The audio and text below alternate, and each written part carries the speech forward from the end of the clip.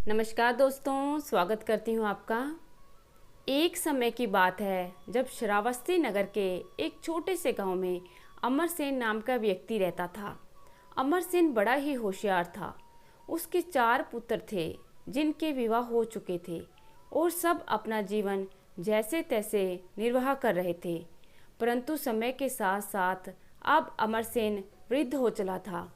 पत्नी के स्वर्गवास के बाद उसने सोचा कि अब तक जोड़े गए धन और बची हुई संपत्ति का उत्तराधिकारी किसे बनाया जाए।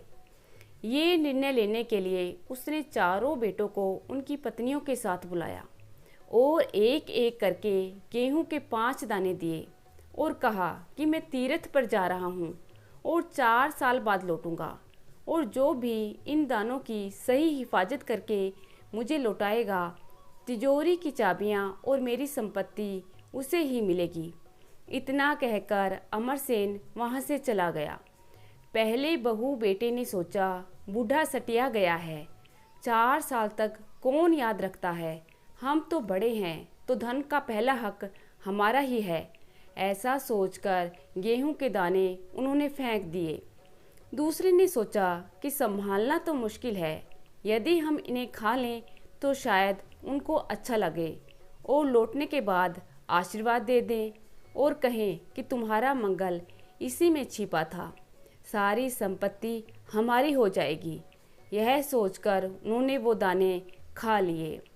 तीसरे ने सोचा, हम रोज पूजा पाठ तो करते ही हैं और अपने मंदिर में जैसे ठाकुर जी को संभालते हैं वैसे ही ये गेहूं के दाने भी संभाल लेंगे और उनके आने के बाद उन्हें लौटा देंगे। चौथे बहू बेटे ने समझदारी से सोचा और 5 दानों को एक एक कर जमीन में बो दिया और देखते देखते वे पौधे बड़े हो गए और कुछ गेहूं उगाए।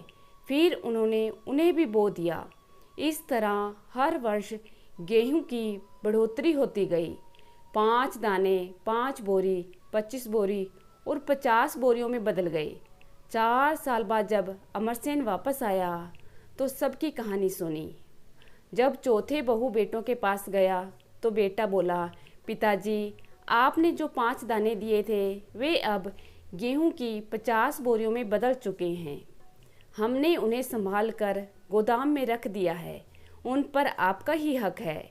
यह देखकर अमरसेन ने फौरन तिजोरी की चाबियां छोटे बेटे और छोटी बहू को सौंप दी और कहा, तुम ही लोग मेरी संपत्ति के असली हकदार हो।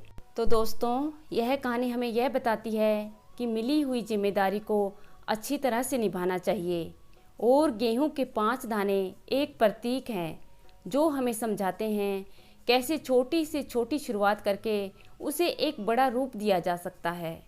आशा करती हूँ कि आज की कहानी आप पसंद करेंगे। अगर अच्छी लगे तो लाइक करना मत भूलिएगा। धन्यवाद।